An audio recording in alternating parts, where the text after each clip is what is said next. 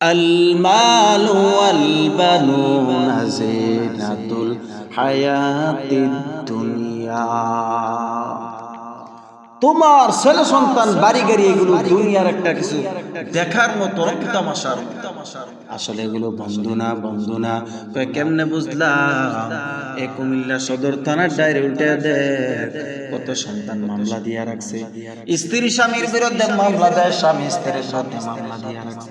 প্রমাণ হয়ে গেল কেউ আপন না, আপন একমাত্র একজন, তার নাম হলো আল্লাহ।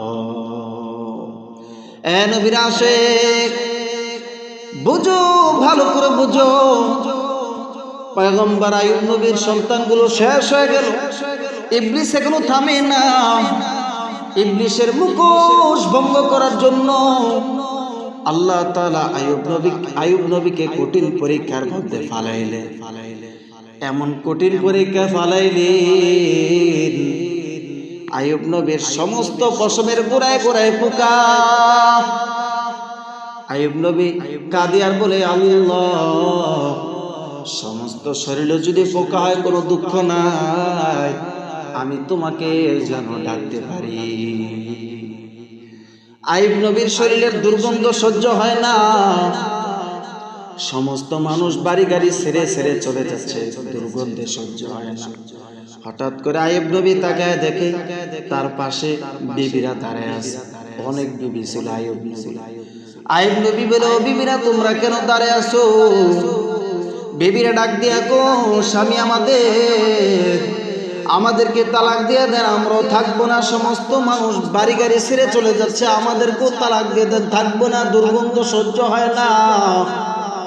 আইয়ুব নবী বলে, তোমরা যা চাও আমি তা দিয়া দিলাম, তোমরাও চলে যাও। এই কথা বলে আইয়ুব নবী আসমানের দিকে তাকায়, কয়, আল্লাহ, তুমি তাকায় দেখো, সমস্ত মানুষ বাড়ি গাড়ি ছেড়ে চলে যাচ্ছে, আমার আদরের বিবিরও পর্যন্ত চলে যায়।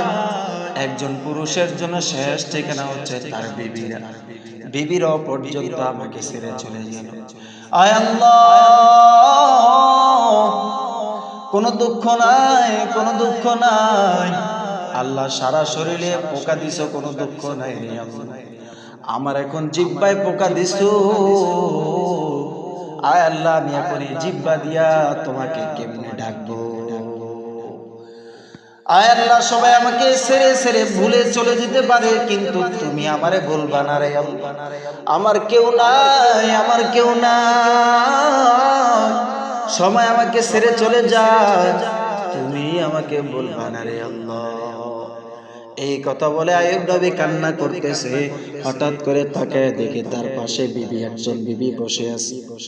ও বিবি, তুমি কেন বসে আছো? রহিমা নামের বিবিটা বসে কান্না করে। ইউসুফ আলাইহিস সালাতু ওয়াস সালামের কন্যা মেয়ে রহিমা নামের বিবিটা বসে কান্না করে। ডাক দিয়া গো, বিবি, তুমি কেন যাও না? সমস্ত মানুষ বাড়ি গাড়ি ছেড়ে চলে গেছে, অতএব তুমিও চলে যাও, আমার কেউ লাগবে না, আমার আল্লাহ আমার জন্য যথেষ্ট। রহিমা ডাক দিয়ে গো, স্বামী আমার, সমস্ত মানুষ যদি আপনাকে ছেড়ে চলে যায়, আমি আপনাকে ছেড়ে যাব না রে। ও বিবি, তুমি কেন যাও না? বিবি ডাক দিয়া কয়, কিয়ামতের ময়দানে এমন কঠিনের ব্যবস্থা হবে, সূর্যটা একদিকে উপরে চলে আসবে, সূর্যর তাপে মানুষ নাফসি নাফসি বলে কাঁদবে, নবীরা পর্যন্ত নাফসি নাফসি বলে কাঁদবে।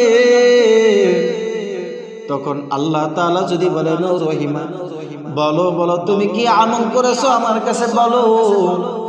তখন আমি রহিমার তো পুরো আমল নাই, তখন আমি বলবো, আল্লাহ, জীবনে কোনো আমল করতে পারি নাই রে আল্লাহ, তবে আমি তোমার একজন নবীর খাদেম ছিলাম, তোমার নবীর একজন বিবি, কঠিন মুসিবতের দিনে অসুস্থর সময় আমি ছেড়ে যাই নাই রে আল্লাহ। আমি আল্লাহ তাআলার কাছে এই উসিলা দিয়া বলবো, আল্লাহ, তোমার এই নবীর উসিলা আল্লাহ আমারে মাফ করে দাও রে আল্লাহ। কঠিন দিনের ব্যবস্থা এমন হয়ে যাবে, যারা জান্নাতি তারা জান্নাতে চলে যাইবে, আর যারা জাহান্নামী তারা তো জাহান্নামের দিকে রওনা দিবে। আল্লাহ তাআলা হাশরের ময়দানে বলবেন, ও ফেরেশতারা তোমরা আসো, আজকে তো হিসাব নিকাশ শুরু হয়ে যাবে, সকলে এখানে দাঁড়ানো থাকবে। এখন যারা গুনাহগার আছে তারা তো বলবে, আল্লাহ আপনি আমাদের আমলনামা তাড়াতাড়ি দেন গো আল্লাহ। আল্লাহ তাআলা বলবেন, ও ফেরেশতারা তার বাম হাতটাকে ধরো, বুকের মাঝখান দিয়ে ছিদ্র করে যাও, বুকের মাঝখান দিয়ে ছিদ্র করে বাম হাতটাকে পিছন দিক দিয়ে নিয়ে কিতাব বাম হাতটাকে পিছন দিক দিয়ে নিয়ে বলবেন, ইকরা কিতাবাকা কাফা বিনাফসিকাল ইয়াউমা আলাইকা হাসিবা। দেখ দেখ দেখ কি অন্যায় করেছো, কোন জায়গায় কি অন্যায় করেছো, সব এখানে লিপিবদ্ধ করা আছে।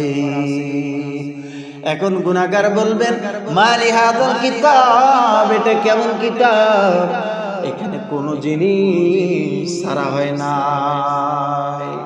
ওয়াউজিআল কিতাবু ফাতারা মুজরিমিনা মুশফিকিনা মিম্মা ফীহি ওয়া ইয়াকুলুনা ইয়া ওয়াইলাতানা মা লিহাযাল কিতাব لا يغادر صغيرة ولا كبيرة إلا أحصاها ووجدوا ما عملوا حاضرا ولا يظلم ربك أحدا।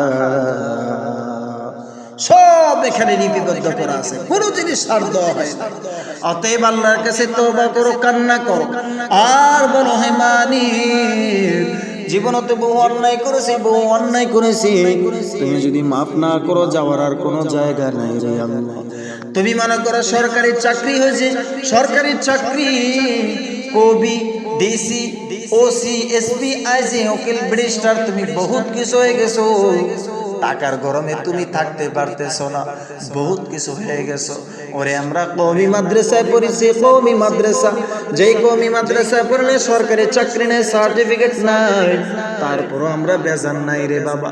তারপরও আল্লাহর দরবারে আমরা কাঁদি, আল্লাহ যারে কবুল করে নেয়, ধনীর ছেলে লাগে না, টাকাওয়ালা লাগে না, আল্লাহ যারে কবুল করে নেয় গরিবেরও বাচ্চার চেহারে আল্লাহ বসায় দেয়।